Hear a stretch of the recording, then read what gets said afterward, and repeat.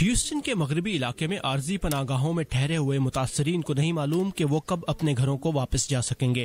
سعودی عرب سے تعلق رکھنے والی 19 سالہ سارہ الزاد کو ہیوسٹن آئے صرف 4 ماہ ہوئے کہ انہیں اس آفت کا سامنا کرنا پڑا۔ جہاں سے میں آئی ہوں ہمیں کبھی ایسے طوفان کا سامنا اور تجربہ نہیں ہوا۔ ہم نے اسے سنجیدگی سے نہیں لیا تھا۔ جب سیلاب آیا تو یہ ایک ایسا تجربہ تھا جس نے زندگی بدل دی۔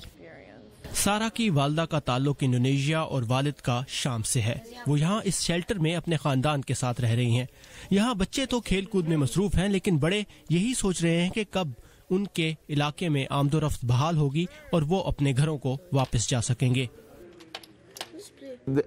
ہمیں یقین نہیں آیا۔ یہاں بہت سے لوگ عارضی پناہ گاہ کی تلاش میں آئے ہیں۔ کچھ لوگ تو متاثرین کو اپنے گھروں میں بھی لے گئے۔ یہ سب بہت جذباتی کر دینے والا تھا۔ ہیوسٹن کے مغربی علاقے میں جہاں سیلاب نہیں آیا وہاں ایک مسجد میں یہ شیلٹر قائم کیا گیا ہے۔ یہاں موجود بہت سے لوگ پہلی بار کسی مسجد میں داخل ہوئے ہیں۔ ان کی مدد کے لیے لوگ کمبل، کھلونے اور ادویات وغیرہ لے کر آ رہے ہیں۔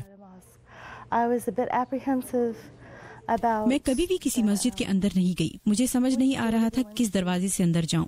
پھر ایک لڑکی پارکنگ میں آئی اور مجھے اندر لے گئی۔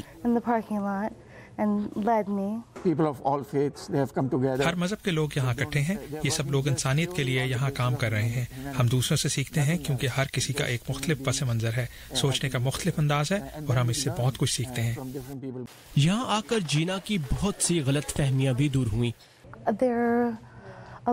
یہاں لوگ بہت ملنسار ہیں۔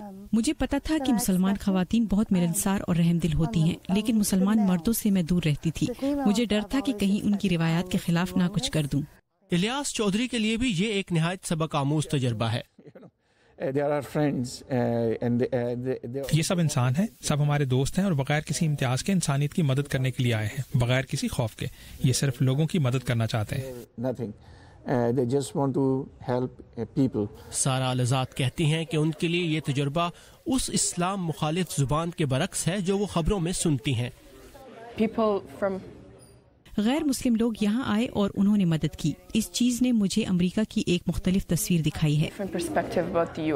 یہاں موجود رضاکاروں کا کہنا ہے کہ وہ مل کر فاصلوں کو مٹا رہے ہیں اور مل کر اس شہر کو دوبارہ تعمیر بھی کریں گے تاکہ سیلاب کے بعد ان کی کمیونٹی پہلے سے بھی زیادہ مضبوط ہو۔